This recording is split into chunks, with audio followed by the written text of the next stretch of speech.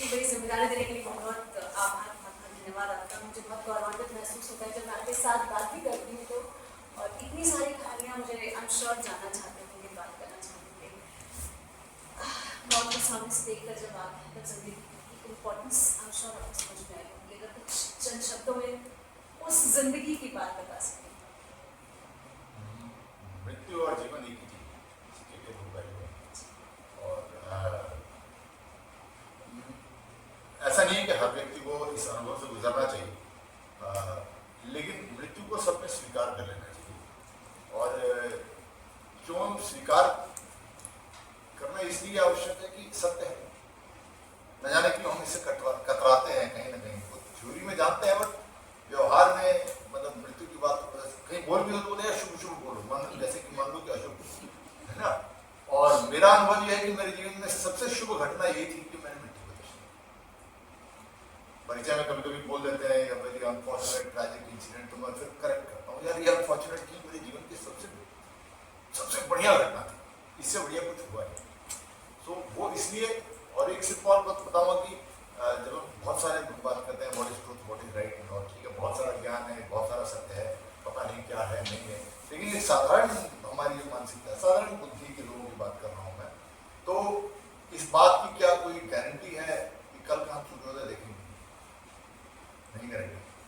संभवतः ये भी है कि इस बात की ये भी गारंटी नहीं कि अगर मान लो ब्रह्मांड में कोई डिसबैलेंस हो गया, कुछ टकराव वकराव हो गया, तो हो सकता है सूर्योदय हो ही, लेकिन मृत्यु अवश्य होगी, निश्चित है। इससे बड़ा कोई सत्य है नहीं। तो स्कूल में वो नर्सरी में हम पूछे थे तो आई रिमेंबर वो बोर्ड दीवार पे लिखा था truth is love. So if death is the truth and truth is love, why don't we all start loving that? मैं सरल हो गई, मेरे अंदर तक आप ऐसी चीजें बोल रहे हैं, ऐसी बातें बता रहे हैं। एनएसजी को जब मैं देखी तो मुझे सच में ऐसा लग रहा था कि कहाँ है मेरी राइफल, उठाओ और पहुंच जाओ। बट क्या वो बात होती है जो एक आम से स्कूल में जाने वाले लड़के या लड़की को ढूंढ कर सैनिक बना देती है? हर व्यक्ति उस प्रदेश से नहीं जाता है। मैं अपना तो बड़ा ईमानदारी से कहीं डूब चुका हूँ कि मैं तो नौकरी करने गया था। मैं एक बार वो क्लास वन गैस के डॉक्टर बनना चाह रहा था। पहले वायुसेना में एयरमैन जो सिपाही वाला लाइन में, मैंने कहा कि पहले और परिवार की अपेक्षाओं पर मैं पूरा नहीं उतर पाया, तो जाकर ग्रेजुएशन की, मतलब नौकरी करते करते, और आर्मी में आ गया इसलिए। तो बट ये जो है लेकिन ये है कि मैं जब सेना में आया तो जब सेना में आने के पहले कुछ भावनाएं थी मेरी, थोड़ा सा बताऊँ बड़ी शॉर्ट में। एक मेरे पिताजी वायु सेना में थे, तो ट्रांसफर होते रहता था। तो जैसे मान लो बैंगलोर में पोस्टेड है, मैं बिहार छपरा का रहने वाला हूँ, और वहाँ से वहाँ जाएंगे तो 4-5 ट्रेन चेंज करनी पड़ती थी, छू छू भाई धीरे धीरे। उन दिनों वो डब्बे की खिड़कियों में रॉड नहीं होता था, क्लियर दिख रहा था सब कुछ। अब वहाँ से भी कुछ चलते तो थे सीट रोकने के लिए मेरे पिताजी वही करते थे, ट्रेन आती थी मुझे कंधे पे बिठा के रखते थे चद्दर लेके, और जैसे ही ट्रेन आती थी अंदर, तो मैं अंदर जाके चद्दर बिछा देता था। वो बात है। तो मैं खिड़की पे खड़ा रहता था 3-4 दिन, जहां तक हो सके, मतलब बेटा बैठ जा, सीट मिल गई है या बर्थ मिल जाए। मेरे को मैं देखता रहता था, गाँव जा रहे, खेत जा रहे, रात को ड्यूटी पहुंचा, पूरा अंधेरे तारे, बीच बीच में इंडिया दी। तो मुझे देश आनंद लगता यार, ये अपना बढ़िया भारत है, खत्म तो चलते जाओ, चलते एक तो वो था। तो दूसरा मैं थोड़ा सा पॉजिटिव थिंकिंग आदमी था, चीजों में खोट निकालने का वो आदत नहीं थी। तो मेरे को देश में कोई समस्या नजर नहीं आती, टीवी अखबार भी नहीं था, तो ना मैं ढूंढता, वो एक बढ़िया है देश का दिक्कत। मैं इसलिए बोल रहा हूँ कि जब तक हमें किसी चीज में खतरा नहीं नजर आता तो कभी हम उसके लिए वो जज्बा नहीं होता। जैसा होता ना, हम जब युवा रहते हैं सारे के सारे, और आज भी जो लोग युवा हैं उनको बोलो सुबह शाम हेल्थ क्या क्या है हेल्थ का, लेकिन जब आयु होती है कुछ रिपोर्ट में गड़बड़ आती है तब फिर हमें लगता नहीं, सोचना हेल्थ वो अगर इट इज थ्रेटेंड तो आप सीरियसली लेते हैं। तो मुझे देश में कोई खतरा नहीं लगा, ये था। तीसरा था कि मैं ईश्वर जो है ना, भगवान, तो मैं ऐसे ब्रांड की तरह बदल देता था। आजकल ये पसंद है 6 महीने बाद पूछूंगा तो कोई और ब्रांड बोलूँगी, किसी चीज़ का, मोबाइल का, कपड़े कोई। तो मैं नया मंदिर देखा तो बोले यार अभी दुर्गा माता का स्टाइल करेगा, तो वो चल रहा है। फिर कोई नया मंदिर देख लिया, नया त्योहार आ गया तो यार तो मैं वो चेंज होता रहता। ये और एक और चीज बताऊंगा, और मेरा ये अटूट विश्वास था कि हर एक व्यक्ति शांति से रहने के लिए, पीस जो है वो, शांति जो है वो हर एक व्यक्ति की मूलभूत आवश्यकता है। रोटी कपड़ा मकान और सेक्स के बाद अगर कोई चीज है, पीस है, कौन है दुनिया में जो नहीं रहना चाहेगा? Firm belief, absolutely firm belief कि दुनिया में हर व्यक्ति शांति से रहना चाहता है। सिर्फ उसको बताने की जरूरत है और समझाने की जरूरत है। अगर कोई नाराज है भी तो ढंग का व्यक्ति आके समझा देगा तो मान जाएगा। और मैं जहां जहां असफल हुआ समझाने में, तो मैं उसको अपनी विफलता समझता था। मैं ये सोचता था कि मुझसे समझदार व्यक्ति होते, सर होते तो शायद समझा। अब ये भावना लेके मैं सेना में गया हूँ। अब वो मेरी पहली posting line of control Kashmir में हो गई, और मैं पेट्रोलिंग पे जा रहा हूँ और मेरे साथी जवान ने मुझे रोका, बोले साहब रुक जाओ, क्या हुआ? बोले हमारा ही नाम खत्म हो गया। वो देखो दिख रहा है सामने पाकिस्तान का पोस्ट है, अभी अपन आगे बढ़े गोली मारे। और मैं ये सोचते हुए बड़ा हुआ हूँ कि मेरा देश बना दिखा देगी, और ये सीमा भी सामने उसको स्वीकार नहीं। और मैं उस समय की बात कर रहा हूँ जब भारत हमारा सशक्त, आज की परिस्थिति नहीं थी। उस वक्त वास्तविक में लग रहा था कि वो लोग तोड़ देंगे, वास्तव में लग रहा था कि तोड़ देंगे भाई। जो टेररिस्ट आ रहे थे हमारे टाइम में, वो थे जो अफगानिस्तान में सोवियत संघ को परास्त कर गए। सोवियत संघ is Australia super power and Soviet संघ Russia USSR used to fight all the might, मतलब हेलीकॉप्टर से लेकर टैंक से लेकर सब कुछ लेकर आर्टिलरी फाइटर सब लगाते थे। उसके पश्चात भी उनको पराजय देखना पड़ा। ये लोग वहां से आ रहे थे और हम तो वैसे लड़ते ही हम तो AK-47 हमने थोड़ा ना आर्टिलरी उड़ा के गाँव उड़ा देने हैं या टैंक से गाँव रोक देने हैं, वो तो हम करते नहीं थे। वास्तविक में it appeared at that time.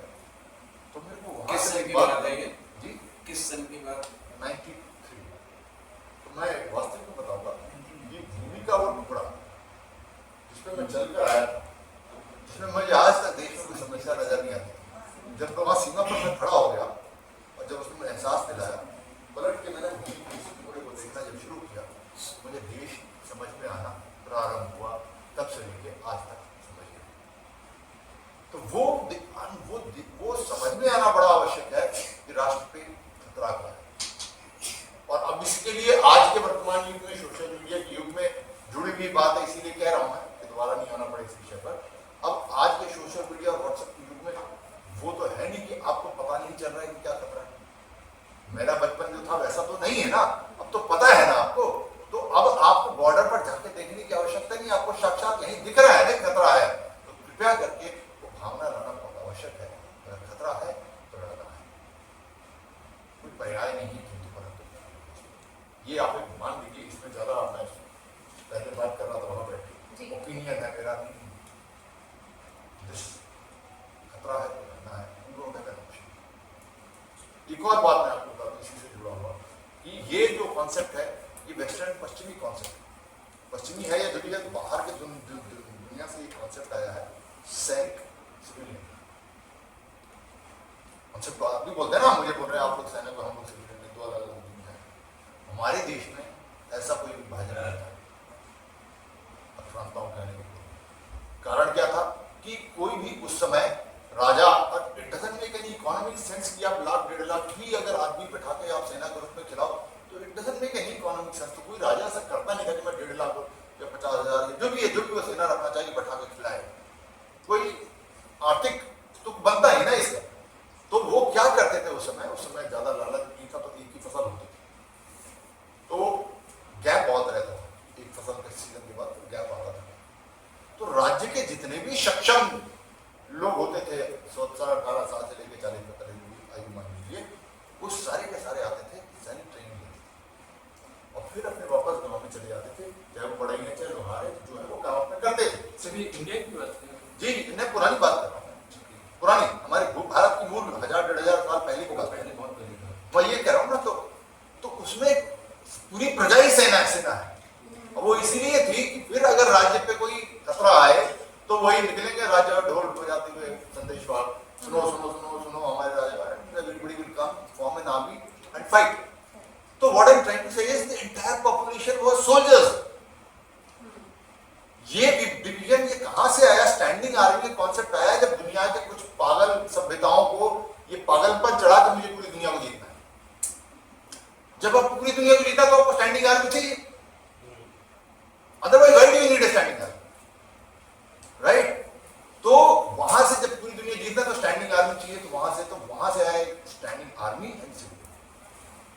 तो ये कॉन्स्ट्रक्ट जो है कि हम आर्मी आप सिविलियन ये, और हमें इससे आगे निकलना पड़ेगा। Everybody of our country will have to start thinking like us. क्योंकि समय आ गया है, क्योंकि शत्रु ने भी इस बात को भाप लिया है। शत्रु भी लड़ाई के बैरियर्स तोड़ करके लड़ाई और आपके दरवाजे तक लिया है, राइट। अगर आप देखें तो आप सुनते होंगे कि 65 की लड़ाई में कि पाकिस्तान में कोई बोलता था कि ब्रेकफास्ट हम अमृतसर में करेंगे, लंच दिल्ली में, सुना है ना। तो उनको इस बात का गुमान था कि आर्मी को पार करेंगे और हो जाएंगे। अच्छा एक और बात बताओ, वो चाहे पुराना धोनी का समय हो चाहे आज का समय हो, टारगेट हमेशा आप ही है, तब भी आप ही थे। लेकिन पहले उसके पास कोई उड़ के आने का साधन तो था नहीं, तो सेना बीच में खड़ी है तो उसको पहले तो मारना, तो आपकी सेना को परास्त करना ही पड़ेगा ना, तभी तो आप तक पहुंचेगा। और जब जब सेना परास्त हुई तो जनता पर आए, लूटमार हुआ, तो टारगेट तब भी आप ही थे। मतलब आप में हम लोग यहाँ पर आम जनता थे, तब भी आप हम ही थे यहाँ पर असाधारण लोग, आज भी साधारण लोग ही हैं। तो अब क्या हुआ कि जैसे 65 के मैंने उदाहरण दिया, लेकिन फिर 71 में उनको इस बात का विश्वास हो गया कि हम इंडियन आर्मी के सोल्जर्स का पार नहीं पा सकते। वो उनके दिमाग में बैठ गया। मैंने कहा ना 65 में जब वो ये बिलीव रख रहे थे कि दैट मींस दे बिलीव कि हम हरा के हलवा है, हरा के हम पहुंच जाएंगे दिल्ली, दैट इज व्हाट उनका एक विश्वास था। 71 में चूर चूर हो गया। तब उन्होंने कहा अब क्या करें, तब ये फिर टेररिज्म वाला स्टार्ट।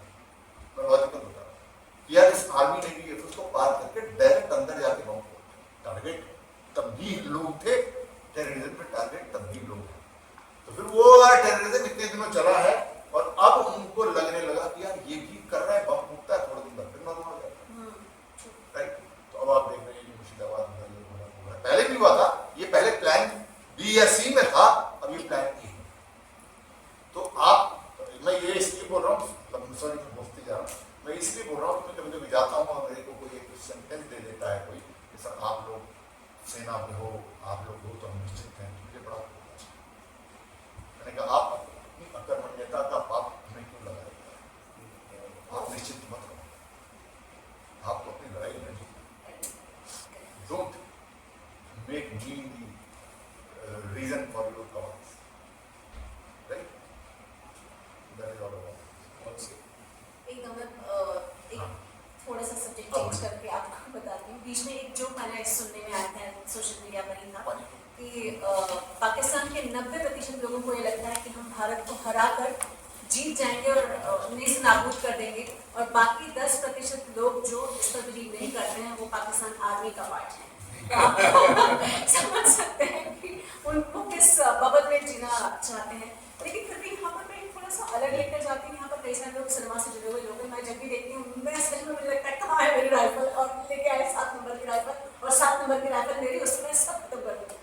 ये जो फिल्में आप देखते हैं, मैं तो आर्मी का पार्ट एनसीसी के थ्रू ही रही हूँ, लेकिन जब आप देखते हैं तो आप कैसे बोलते हैं कि आपको अच्छा लगता है, आपको थोड़ा सा हास्यास्पद भी लग सकता है? हास्यास्पद लगता है कई बार, और लेकिन कई बार मैं अब धीरे धीरे, चूंकि मैं पहले फौज में था तो बड़ा हास्यास्पद लगता था, अब मैं चूंकि इस दुनिया में आ गया हूँ तो अब आपके दृष्टिकोण से भी देख रहा हूँ मैं, तो आपकी फिल्म बनाने वाले की जो मजबूरी है मैं वो भी समझ रहा हूँ है, और उसकी विडंबना भी समझ रहा हूँ। तो थोड़ी ज्ञान की कमी भी है, और थोड़ी हमारी भारतीय सेना में भी कमी है कि हम लोग उतना कोऑपरेट करते हैं। लाइक यूएस आर्मी का क्या है ना, यूएस आर्मी का सुपर पावर स्टेटस हॉलीवुड का बनाया है, असल में कुछ नहीं है, हुआ है खाली है, वो सब हॉलीवुड का बनाया है। लेकिन उसके लिए क्रेडिट दूंगा मैं पेंटागन को कि वो हॉलीवुड में जाकर उन्होंने बोला ऐसा बनाओ, और फुल सपोर्ट वो करते थे, और उनको जो चाहिए फुल टेक्निकल सपोर्ट, ये वो फाइटर एयरक्राफ्ट की शूटिंग लेनी है, जहाज की लेनी है, मैं जो लेनी है आ जाओ, will cooperate. In fact they used to pay. और मैं जानता हूँ जो फिल्मकारी में ट्राई कर रहे हैं कि आर्मी की चक्कर लगा हम अपनी दुनिया में बैठे हैं, तो वो हमारे भारतीय सेना को भी थोड़ा सा मानसिकता परिवर्तित करने की आवश्यकता है। शायद हो रहा है, but a lot more can be done. अगर कोई उचित व्यक्ति हो तो मैं बताना भी चाहूँगा, मैंने एक बार लिखा भी था क्या करना चाहिए दैट अपार्ट। तो ये मैं मजबूरी के समझ रहा हूँ, थोड़े ज्ञान की भी कमी से रहा हूँ, क्योंकि कई बार क्या होता है कि देखता हूँ तो बेसिक टेक्निकल मिस्टेक्स होती हैं, बहुत ज़्यादा टेक्निकल मिस्टेक्स होती हैं। तो मुझे कभी कभी आश्चर्य होता है कि यार या शायद बनाए हुए, मुझे समझ में नहीं आता ऐसे गलती क्यों हुई। अब 21 जैसी मूवी थी, वो यार दिन दहाड़े लड़ाई में आप टैंक मतलब लेके घुस रहे हो, ऊपर एक हम ट्रेनिंग में फट से जहाँ रहते हैं जाल लगा लेते हैं, वो ऐसे खड़े हैं आराम से, ऊपर से फाइटर एयरक्राफ्ट बम गिरा रहे हैं, लड़ाई लगी हुई है, कुत्ता लेके जा रहा है एक बंदा अपना पालतू कुत्ता, ये सब मजा है। और लड़ाई में जो घुसता है टैंक, तो वो रोड से कभी नहीं घुसते हैं, टैंकों को रोड की जरूरत ही नहीं है, लेकिन 21 में देख रहा था सब रोड से जा रहे हैं, तो वो देख के मुझे बड़ा मुझे लगता है हास्यास्पद है।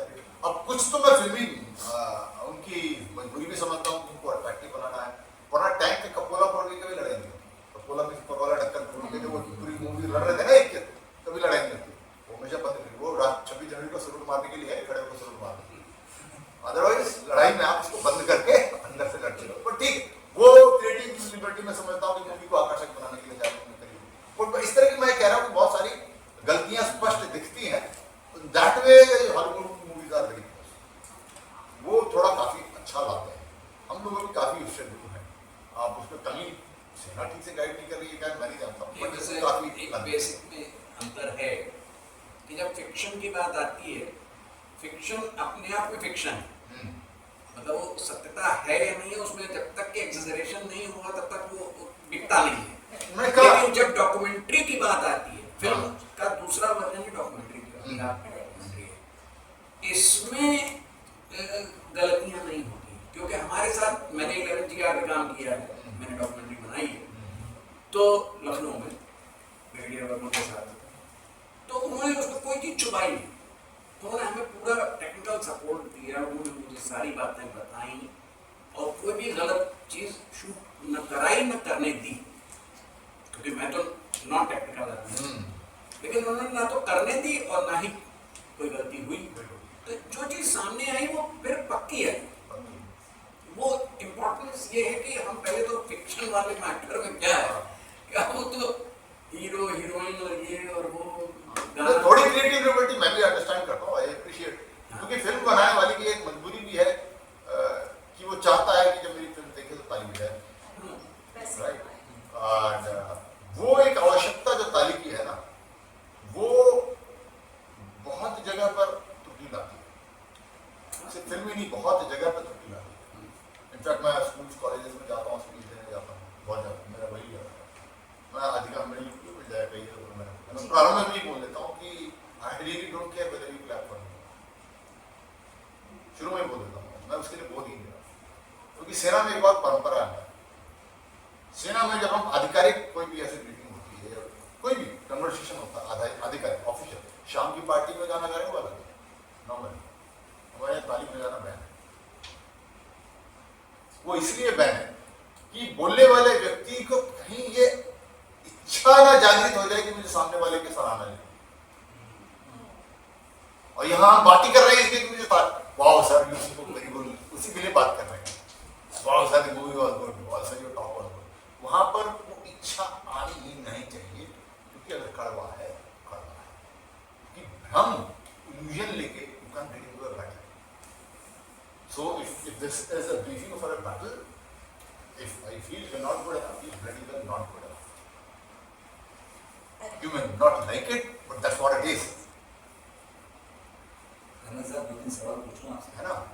तो इसको इस बात को तो you are not good enough, and I cannot just to make you please tell you wrong things about the battle out there. So the whether that you will face there, with the enemy that you will face there, the enemy's capabilities, your own capabilities, इसका सबका correct assessment होगा भाई. You are good for nothing, right in your face. You may not like it, not like it. और यहाँ एक और चीज है कि फिल्मों में ठीक है नहीं दिखाई जाती है, बट शब्दावली का पूरा प्रयोग किया जाता है। शब्दावली हर जगह बिना शब्दावली कुछ लोग कहीं भी, हाँ, शब्दावली बहुत जरूरी। अब सिनेमा में हमें ताली चाहिए, तो दैट आई अंडरस्टैंड, वो मैं समझ रहा हूँ, उस पर मैं दोष नहीं दूंगा सिनेमा को, बट हाँ तो प्रश्न सिनेमा तो होता रहेगा सर। सबसे पहली बात जो भी आपने यहाँ बोला, हाँ, जो भी आपने बात इन लोगों को बताई, मैं आपसे पूरी तरह सहमत हूँ। बहुत बढ़िया बात बताई। पहले हज़ारों 2000 5000 साल पहले भी जो भी लड़ाई थी वो जनता के लिए ही थी, मतलब वही टारगेट थे बीच में सैन्य जो आ जाते थे, महाराणा प्रताप, शिवाजी महाराज वगैरह वगैरह, वो रक्षा के लिए आ जाते थे, वो वीर थे, वो ठीक है बैठा। अभी भी वही हो रहा है, वाकई में वो टेररिज्म का जो जाल बना हुआ। मैं इसमें फिल्म रिलेटेड बोल रहा हूँ सर कि ये मिस्टर रॉय, मैंने शायद निर्देशन में सम रॉय को डायरेक्टेड बाय रॉबिन रॉय, वो यहाँ मौजूद है क्या? नहीं जी नहीं, वो दिल्ली बेस्ड है। एक बार इस फिल्म के बारे में बता दो। नहीं, अब वो इस पर सवाल पूछ लेता हूँ। दूसरा सर ये, क्योंकि आप कर्नल साहब हैं और आर्मी से रिलेटेड हैं, ये जो कलाकार दिखाए, ये जेन्युइन एनर्जी, ये लग तो रहा था नहीं, वो सबको नहीं पता होगा, I think I don't know, but ये एक्टर्स नहीं लग रहे थे। बट एक फिल्म में एक बात बता देता हूँ, ये शायद ओरिजिनल ही थे, ड्रामा टाइप का थोड़ा बनाया गया है। थोड़ा सा हुआ होगा, उन्हीं से एक्ट करा दिया गया होगा। खाली मेरा ये उसमें संदेह ये है कि एनएसजी कमांडो का तो उसने शुरू से पूरा लिया, हाँ। उसकी जो ट्रेनिंग है, तो वो तो आप अगर ये कह रहे हैं जो अगर नहीं, वही मैं बताने वाला था कि क्या वो, जैसे मैं सपोज इग्नोर होता और मैं सोचता हूँ कि यार मैं कर लूँगा ये 12 वीक का ट्रेनिंग और मैं कमांडो बन जाऊँ, पर क्या पता नहीं असफल रह जाऊँ, ज्यादातर तो असफल ही रहते हैं, है ना, ज्यादातर ना। अधिकांश तो ये जो बंदे को इन्होंने स्टार्ट से किया है, अगर ये जेन्युइन होता तो फिर उसको कैसे ख्वाब में था क्या वो ये बनेगा ही बनेगा। उन्हीं का characterization है। यस, उन्होंने सिलेक्ट किया हाँ। उसको। देखिए ट्रीटमेंट में अगर पूरा डॉक्यूमेंटेशन करेंगे तो बहुत लंबा हो जाता है, Correct. इसीलिए पंक्चुएशन पे कट किया है। और मैंने देखा वो कि जहाँ मुझे महसूस हुआ कि अब इसके आगे का दिखाने की जरूरत नहीं है, हमारा मकसद पूरा हो गया, तो ये एक बात और डॉक्यूमेंटेशन बता- है। एक बात और बता दूं, वास्तविक में जो ट्रेनिंग होती है उसका 1% हाँ, तो इतना नहीं दिखा सकते, ना उन्होंने परमिट किया होगा, नहीं किया। वास्तविकता का 1%। सर एक बात पूछनी है आपसे। हाँ भाई। अभी 26/11 का जो अटैक हुआ बॉम्बे पे, जो ये ताज होटल वाला था, तो एनएसजी कमांडोज ऊपर से आ रहे थे हेलीकॉप्टर से, they were landing on the terrace of the Taj hotel and the reporters were reporting live on television and they were like Barkha, she was reporting live that the NSG commandos have gone to the 19th floor में कोई छुपा हुआ है वहां पर, ऐसा she was reporting live. तो उससे पाकिस्तान को की लोकेशन वगैरह सब कुछ पता लग गया and they shot at the target. तो इस पे आर्मी ने उनके खिलाफ एक्शन क्यों नहीं लिया? बट स्टिल यू नो, ये आपका काम है ना, आर्मी अपना काम करेगी, चली जाएगी। आर्मी की लेकिन उसकी वजह से एक मिनट, NSG जैसे आपने भी कहा, उसकी वजह से एनएसजी कमांडोज शहीद हो गए रिपोर्टिंग लाइव करने की वजह से। उनको तो टीआरपी लेनी थी, लेकिन वो बेचारे शहीद हो गए। जो आज हम देख रहे थे शहीद कितने सारे थे, इस पर तो ऐसा क्यों मतलब उसके खिलाफ आर्मी को एक्शन लेना चाहिए ताकि ये फ्यूचर में ना हो। आप बाकी देश का तंत्र क्या है, वो काम करेंगे। ऐसा सुनिए, अब मैं बता रहा हूँ, ये डिसीजन दूरदर्शन ने पूरा लाइव उनके पास था, वो भी लगी हुई थी, उनके पास सारे शॉट्स थे, केवल वहीं के नहीं, बाबरी डिमोलिशन वाला जो था वो भी पूरे हमारे पास शॉट थे, एंड आई वाज देयर। लेकिन सवाल इसका है कि हर चीज दिखाई नहीं जाती, तो दूरदर्शन ने नहीं दिखाया। अब ये लग गया है, उन पर कार्रवाई हुई, इसके मूल में जाओ। कार्रवाई हुई थी, हुई, मना कर दिया गया हुई, है। आई एम नॉट Supreme लगे Court- उम्र के बेचारे उसको उसको So, तो I हैंड was कर also known for this. Bharat में already कारगिल में भी यही किया था। उन्होंने यही किया। फिलीपींस लेसन नहीं लिया and she again did the same thing. हम पाकिस्तान आर्मी करेंगे। शायद वो ये कहना चाह रहे नहीं, हैं ये कह रहा मैं हूं समझ कि गया। सजा मिलनी चाहिए ताकि इससे मेहनत कर दिया, मैं पर समझ आर्मी गया। को सेट एग्जांपल। मैं वही कह रहा हूँ, बट हम पाकिस्तान आर्मी है नहीं, वो कहना चाह रहे हैं। we follow the law of the land. So the general must have told the bureaucrats and politicians, they must have told that. अब बाकी देश की जो व्यवस्था है वही एक्ट करेगी। हम तो पाकिस्तान आर्मी है नहीं कि अपने डोमेन से बाहर जाने किसी को टांग देंगे, किसी को भी अपने आर्मी के कोर्ट मार्शल में सिविलियन को कोर्ट मार्शल करते हैं। We are not that kind of thing. काफी लोगों को लगता है कि आर्मी ने रगड़ देना चाहिए, आर्मी ने उसको टांग सर देना। एक बात है, अभी We are not- दिल्ली में जो ब्लास्ट हुआ था, अभी 2 महीने पहले जो दिल्ली में ब्लास्ट हुआ लाल किले के सामने, मतलब जो सर कह रहे हैं उसके बाद से एक नई चीज लागू हुई है कि जो एरिया है उस पे एक बैरिकेड करके उसके बाद किसी को अलाउ नहीं है सिवाय ऑफिसर्स या जो भी आएंगे, मीडिया रिपोर्टर्स को अलाउ नहीं है। एक बात मैं जो प्रारंभ में मैंने कही थी उस बात को मैं हमेशा एक मानसिक एक विचारधारा है कि मैं हमेशा प्रयास करता हूँ कि अपनी तरफ मुझे very good. and we have to get rid of this habit that we keep finding fault somewhere even if it is there because we can't be आपने एक चीज देखोगे मेरे YouTube पे एक वीडियो है उसमें अपने सैनिक लोगों के ही थोड़ा थोड़ा सा विरोध दिख रहा हूँ मैं, कि जिसमें मैं ये कह रहा हूँ कि सेना से भी जितने लोग रिटायर होके आते हैं पब्लिक लाइफ में, most of them get up to strategic analysis. TV पे देखते हैं आपको, आपके यूट्यूब चैनल खोल के बैठे हैं, स्ट्रेटेजिक एनालिसिस, वो दादागिरी दूसरे की ये दुनिया भर की। मैं जब भी ऑप्शन हुआ मेरे पास खूब कॉल आया, टीवी के लिए सबको चाहिए बोलने के लिए, I did not do any. तो मैंने एक है, आप देखेंगे मेरे चैनल पे, जहाँ मैं ये कह रहा हूँ कि वो लड़ाई कैसे लड़ेंगे। अब यूक्रेन की लड़ाई कैसे लड़ी जाएगी, पुतिन को क्या मेरे से एडवाइस की आवश्यकता है? गाजा की लड़ाई कैसे लड़ी जाएगी, क्या बेंजामिन नेतन्याहू को मेरी आवश्यकता है, या किसी की भी आवश्यकता है? कश्मीर की लड़ाई ऑप्शन को कैसे लड़ी जानी चाहिए, क्या हमारी आवश्यकता है? हमारा टाइम था, हम फौज लेते, अभी रिटायर हो गए, राइट? और हम फौजियों को छोड़िए, सिविलियन भी कई स्ट्रेटेजिक एक्सपर्ट बने बैठे, बहुत है ना? बहुत है। मैं ये कह रहा हूं कि आप उस पर इन्फ्लुएंस डाल सकते हो। आपके मोहल्ले को, क्लियर है मेरी यूट्यूब में, अभी खोल के दिखा दूंगा शॉर्ट से, आपके मोहल्ले पे 1000 बंदे आए, ये लड़ाई कौन लड़े? इसकी चर्चा क्यों नहीं कर रहे बैठ के? यहां बैठ के गाला की लड़ाई की चर्चा कर रहे हैं।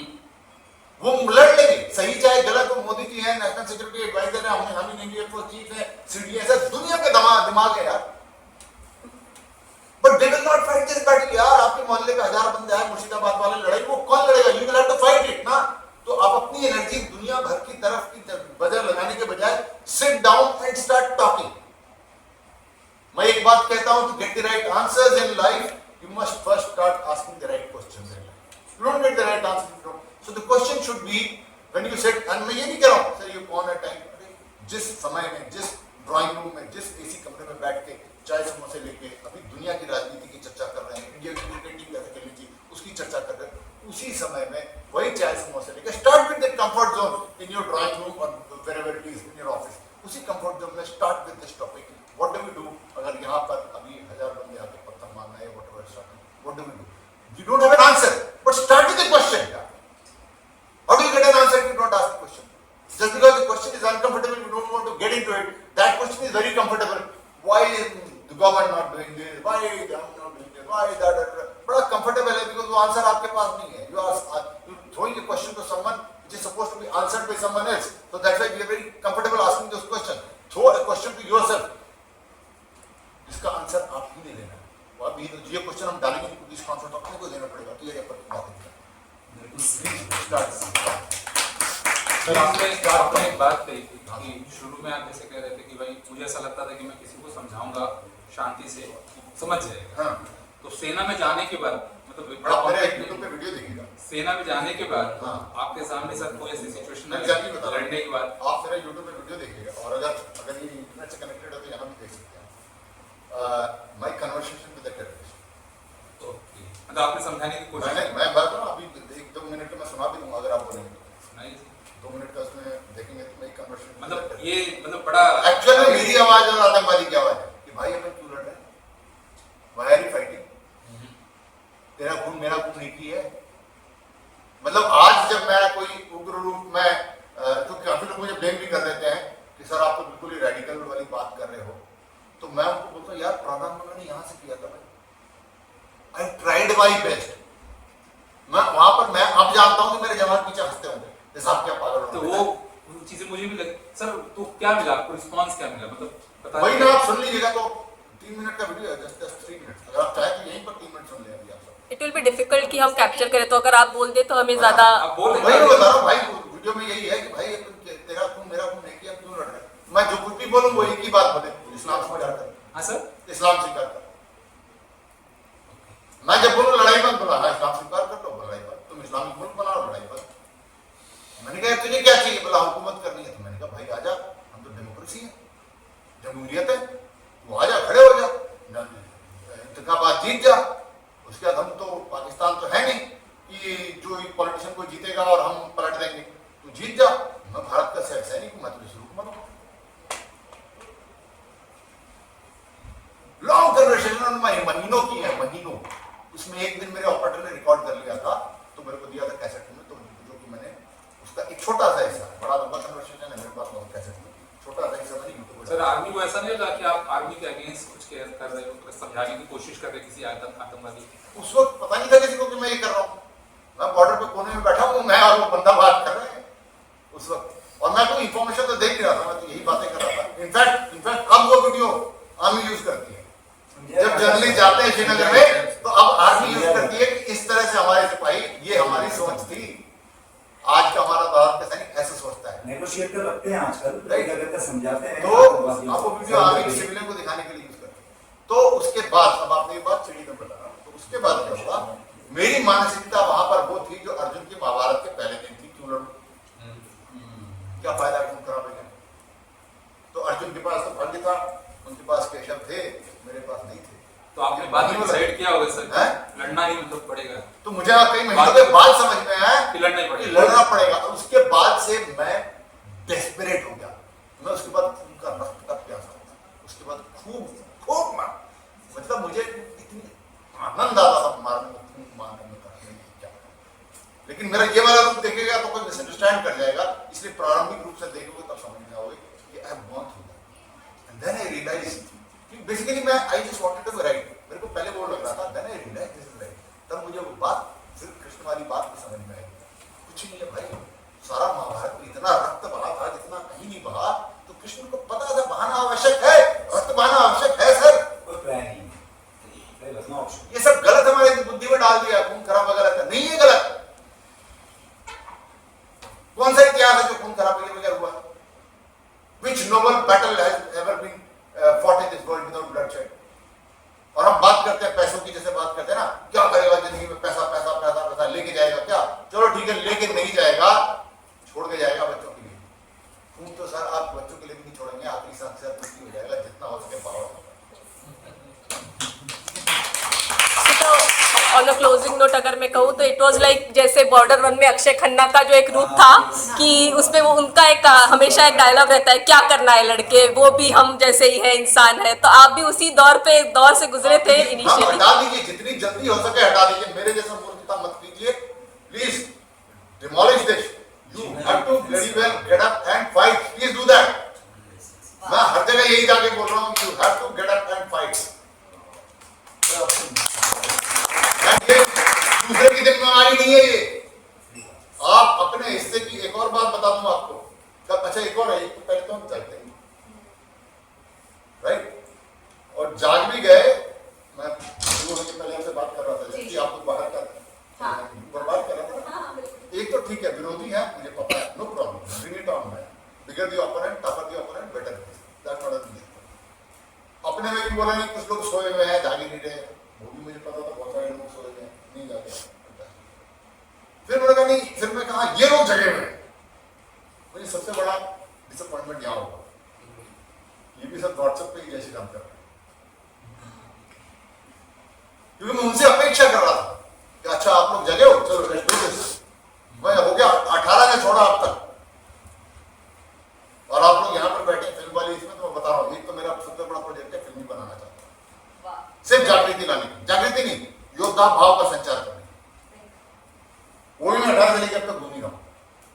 तो समझ रहे? एक क्वेश्चन राइट, जैसे सर आप सेना से रिटायरमेंट हो गए, उसके बाद आपको कभी ऐसा लगा सर कि भ्रष्टाचार के लिए कुछ करना चाहिए? क्योंकि मुझे ऐसा लगता है कि सेना, देखिए हर व्यक्ति का अलग अलग रूप में, अभी आ रहा हूँ, वेलकम टू दैट। मैं यही, हमारी विडम्बना है, हमारे हम लोग डाइग्रेस बहुत होते हैं, हमारे बीच की बात है ना सर, नहीं बीच की बात नहीं, हम डाइग्रेस बहुत होते हैं। मैं एक बात बता, वेलकम टू दैट, बहुत सारे काम है अच्छे कर रहे हैं। आपने बोला भ्रष्टाचार से लड़ना चाहिए, फैंटास्टिक, उसके लिए एक दिन अलग से हम टॉपिक, नहीं वो टॉपिक नहीं, आपकी बातें सुन के मैंने टॉपिक मैं एक बात बता, बहुत सारे अच्छे काम, भ्रष्टाचार से लड़ना चाहिए, मंदिर बनाने चाहिए हमें, और हमारे अंदर संस्कार खत्म हो रहे हैं, भजन पूजा खत्म हो रहा है, पूजा का वापस हम मूल्यों को वापस जागृत करना चाहिए, गौशालाएं खोलनी चाहिए। लिस्ट बताइए आप, हजारों की लिस्ट हो सकती है राइट। ये काम हमने लेकिन आज नहीं किया, 10 दिन बाद भी किया चलेगा, हमसे नहीं हुआ। मंदिर में आने, मान लो महत्वाकांक्षी हूँ, मैं अपने जीवन काल में भव्य मंदिर बनाना चाहता हूँ फला स्थान में, मुझसे नहीं हुआ तो मेरी अगली पीढ़ी कर नहीं होगी। भ्रष्टाचार पे आपने जैसे बात करी, चलो ठीक है, और 30-40 साल चलने के भ्रष्टाचार 50 साल बाद हट जाएगा। लड़ाई आप आज की कल नहीं लड़ पाएंगे, आज की लड़ाई आपको आज, this you cannot postpone. Because ये नहीं लड़ेंगे तो कल रहेगा ही नहीं ना कोई हमारा, तो कहेगा भ्रष्टाचार हो मंदिर और क्या है, करो क्या उसका? The next generation has to survive first, ना? Do all these great things, and if they do not survive, whatever good things you are doing, वही खत्म हो जाएगा। मुझे बड़ी हंसी आती है, ऑनेस्टली स्पीकिंग बड़ी हंसी आती है जब मैं देखता हूँ हमने मंदिर में 250 करोड़ को दान कर दिया, कोई मैंने कहा यार क्या पाप होता है यार। वो अभी मैं देख रहा था कि 250 किलो का सोने का धनुष अयोध्या में, तुम सोना चढ़ाते रहो वो लूटते नहीं, तुम चढ़ाते रहो तुम लूटते रहो। लूटने की आवश्यकता है, ऐसा सोने की आवश्यकता नहीं है। कितने हजार साल हो गए लूटते लूटते, समझ में नहीं आ रहा, फिर उसमें हीरा जवाहर डालोगे फिर लूट के ले आओ। रक्षा की पहले तैयारी करो यार। वो उसको पता नहीं हम द्वारा सारा समाज को उससे कन्नी काट के किधर चला जाएगा, तो कुछ ना कुछ पकड़ लेगा। ये टॉपिक जरूरी है, ये टॉपिक जरूरी है, सर्वाइव तो करो पहले यार। सर्वाइव ही नहीं करोगे, हमारे आने वाले पीढ़ी बचेगी ही नहीं, तो फिर टॉपिक कौन सा कर रहे हो, और जो टॉपिक का अच्छा कर भी रहे हो। चलिए आज का मुझे लगता है समय भी बहुत हो गया, अब सर को अगर सुनते रहेंगे तो पूरी आज पूरा समय पूरी रात काम करेंगे। बहुत ही ऊर्जात्मक आज का चर्चा रहा है, ऊर्जा के साथ कविता से खत्म कर दूं। इतिहास की मोटी पुस्तकें, इतिहास की मोटी पुस्तकें वो अनगिनत अध्याय, मेरी इतिहास की मोटी पुस्तकें वो अनगिनत अध्याय, हर कालखंड के मानचित्रों को अक्षर या रेखा है, अक्षरों से छपता है और रेखाओं से मानचित्र बनते हैं इतिहास की पुस्तकों में। हर कालखंड के मानचित्र को अक्षर या रेखाएं पीले सफेद पन्नों पर किसी स्याही से लिखी है। यदि सोचते हो ऐसा ये तुम्हारा भ्रम है।